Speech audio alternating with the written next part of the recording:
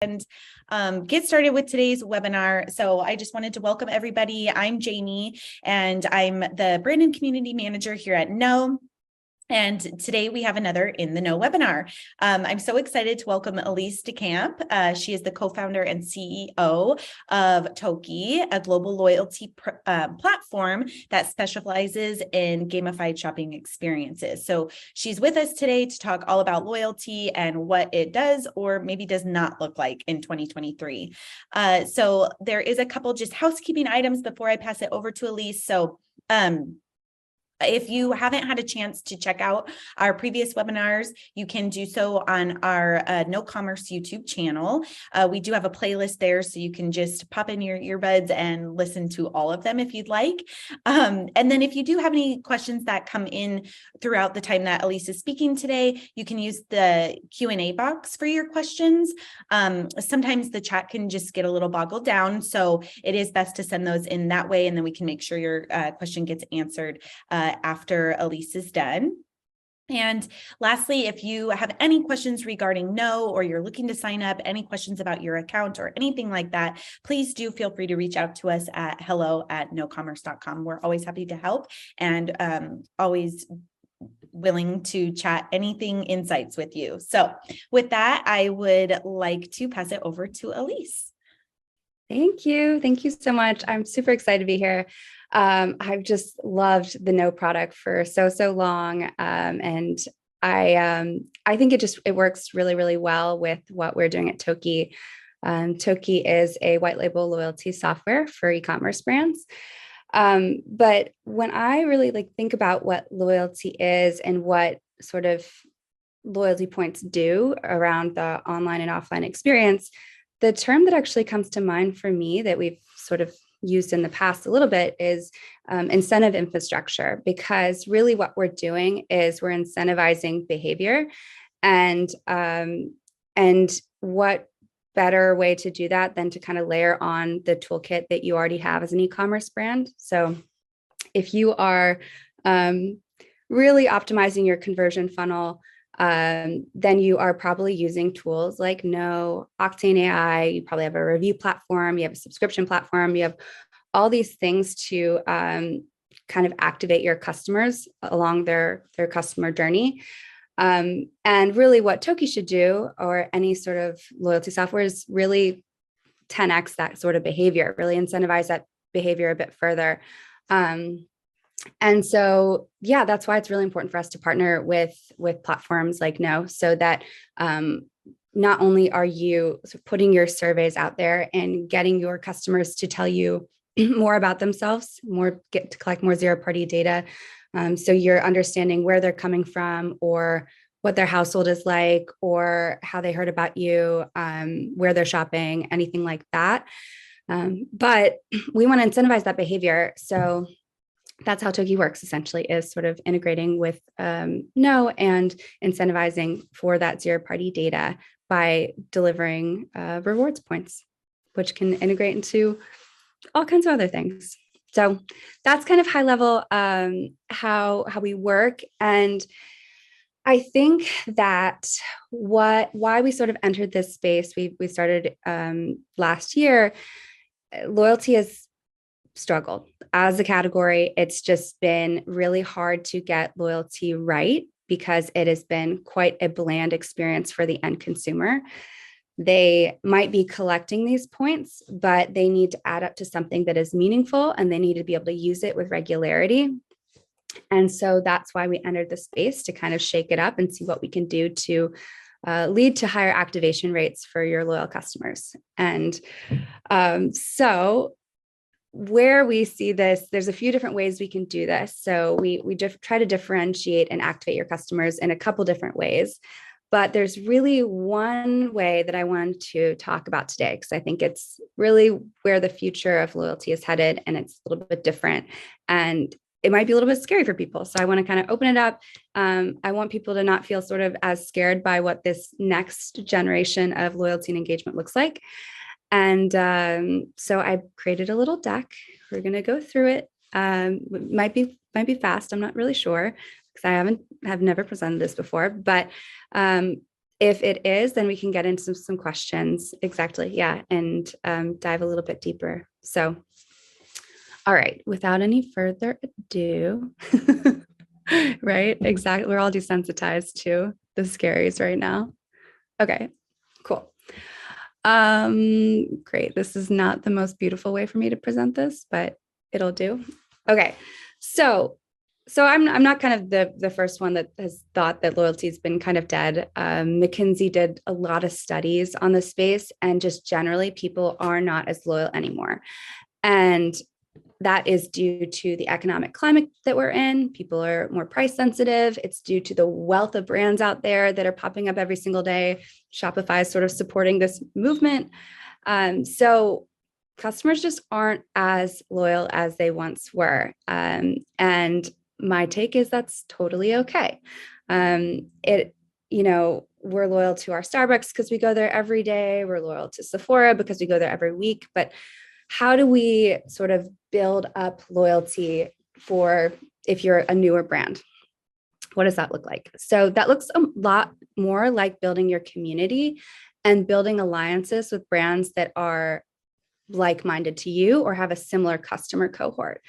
And so our take is that loyalty in the future looks a lot more multiplayer and looks actually kind of similar to what you've seen in the airline space with alliances between airlines, which means that you as the consumer have a lot more flexibility with your loyalty points that you are collecting and what you can do with them.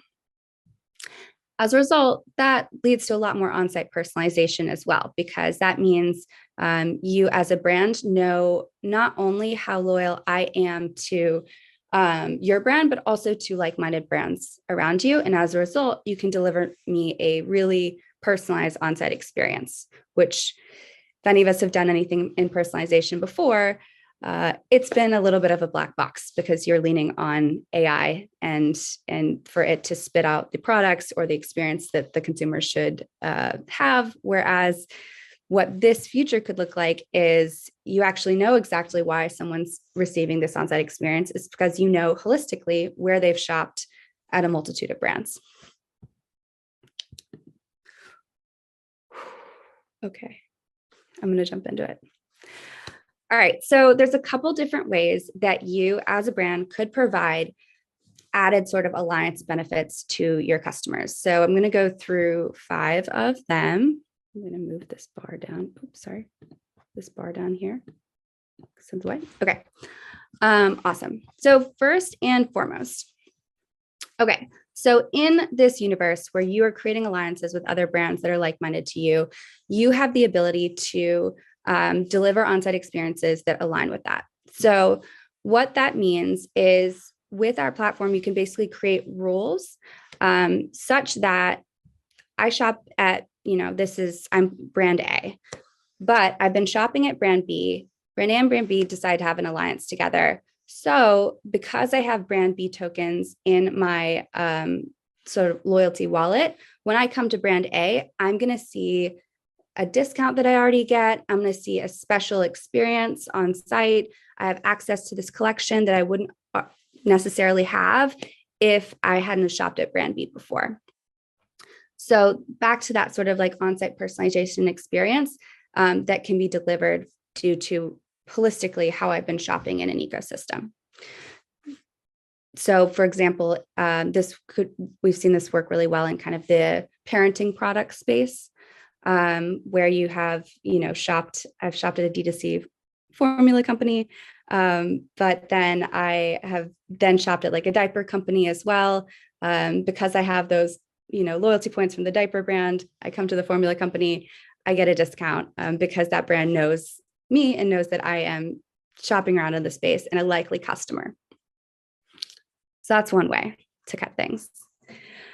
Another way to cut things is to build it into your reward tiers. So to ally with like-minded brands and to allow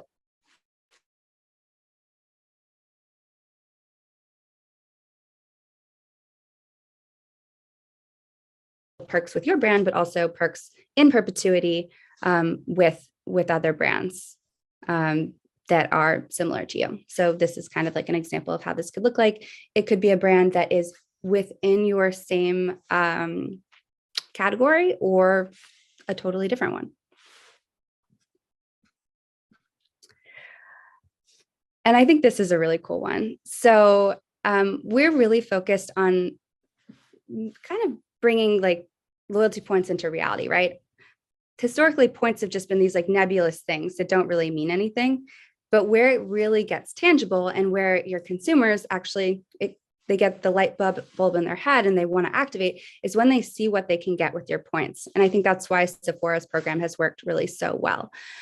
So we're really encouraging the brands that we work with to actually create kind of like a loyalty shop and give that to a certain reward tier, maybe the top tier of your loyalty program, allow people to actually shop those products in exchange for the points that they've collected. So making it very visual. So you could do this for just your shop, but where things get really cool and sort of cross-brand collaborative, which we've seen with platforms like Disco, for example, or Caro, is basically pulling in products from other brand shops and allowing your loyalty customers to actually exchange their loyalty points with you for products from other brands.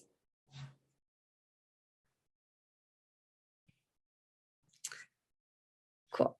Let's see, we've got 2 more here. Okay. So this type of stuff, these last 2 kind of pertain more to if you are a retailer or if you are a roll-up of brands. You know, again, historically, loyalty has been one-to-one, but things get really interesting when you basically have some cross collaboration between the brands that you're already partnered with. So what we have seen people do is actually basically launch a group token. So if I am, you know, let's say Authentic Brands, and I have 20 different brands in my portfolio, you can actually launch a program with points across that are earned across all brands, such that I, as a consumer, am seeking benefits no matter where I'm shopping. And so as a result, I'm feeling like I'm getting a lot more out of it because I don't have to spend a lot with brand A and then brand B, and there's no cross functionality between the two. So we think that's really interesting. And then on the retailer side of things, I think this is really, really awesome. You know, a lot of the brands we work with are in the CPG space or beauty space, and they are selling into big box retailers like Target and Ulta. And we think the future is a future where, you know, we are working with retailers as well, such that you as a consumer, when you shop at Target, not only are you receiving Target loyalty points, but you're also receiving what like Olaplex or whatever brand you're shopping at Target. And that could be on an accelerator where you as a brand could decide, do I really want to incentivize people to shop at Target this month? Or do I really want people to shop at my D2C store? I want people to shop at Target. We just launched there. I want to like really show them that we are killing it. So I'm going to put a 2x accelerator on any loyalty points that are attached to purchase at Target this month. So basically running these kinds of promotions and motivating people to shop wherever you'd like them to shop, be it Amazon, retailer, or your D2C. But really on the consumer end of things, them having that benefit of not only participating in a loyalty program with the retailer, but also with you. So these are some of the things that we kind of think about in this sort of future of the space. I think that, again, we look at Amazon and think about how they changed the whole supply chain and how we think as a consumer about how we should get our products. And there's other opportunities for a, I guess, perspective shift in the consumer industry. And I think loyalty is one of them. We're so used to this really one-to-one experience that doesn't really get us anywhere. And our hope is that it becomes a more global experience where you have these loyalty points. They come with you wherever you go. They're all in one place, and you can basically use them like digital currency. And if you're not going to use these loyalty points with one brand, you're able to send them to your friends. You're able to receive them for, if your friends want to give you loyalty points for your birthday, they can do that. You can exchange them within a brand alliance, or you can spend them. And I think that is really what the consumer has been wanting, as we've seen from the airline space. And there's really no reason that we can't do it in our category, which is e-commerce, and eventually in other categories, like travel and hospitality and gas stations and restaurants and everything like that. So hopefully it opens up, as sort of brand marketers, our opportunities to not only just connect with our consumers and give them a delightful experience, but also to potentially acquire new customers that may not have been in our prior sort of bubble. So I'm going to pause there and open up for questions. And then if there aren't questions, I can also just keep talking. That was great, Elise. I think that was wonderful. And yes, as she mentioned, if anybody wants to pop a question in, you can pop them in the chat now, or use the Q&A box, and we can ask Elise that way. Or Elise, if you want to let everybody know how they can contact you, if they think of something later, that would be wonderful. Yeah, absolutely. I am posting about stuff like this absolutely all the time on LinkedIn and on Twitter. So you can add me on LinkedIn or follow me at ecom_elise on Twitter. And yeah, down to chat about this anytime. We're also at a lot of the conferences this month, Expo West, Shop Talk at the end of the month. And yeah, this is we think there's this next generation of software that's on the come up. The first generation was, great. It was a little segmented. So hope is that we're in this new kind of integrated and community-led world going forward.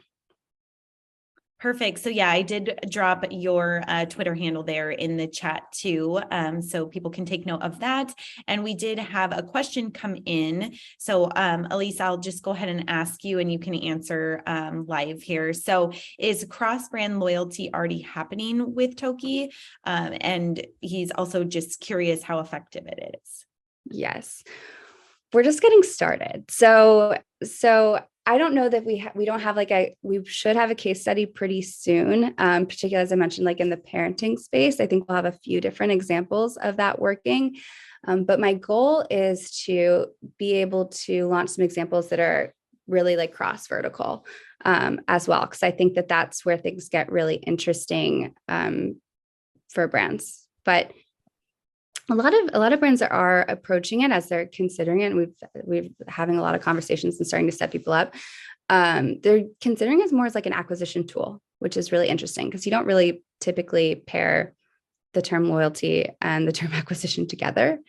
And so, yeah, we'll kind of see what that looks like in the coming months. Awesome. Okay, you guys. Oh, Jeremiah is talking now in the chat. Yeah. As a parent, yeah. Yes. That's awesome. Well, I would love to hear about some of the brands that you really like, Jeremiah. I'm very curious. I'm not a parent yet, but feel like I'm learning a lot. Yes. Well, we all chat about all our kids all the time, I feel like. So yes, you can learn a lot very quickly. But okay, well, let's go ahead and wrap it up. And again, you can reach out to Elise if anything else comes up. And I just want to say thank you so much for being here and everybody for joining today. And I hope everybody has a great day. I'll be sending out a follow-up email with the replay if you want to listen in again. And yeah, we'll see you next time. So thanks so much, Elise. Thank you so much. I really appreciate you having me. This was lovely. Thank you. Yes. Have a great day. Bye.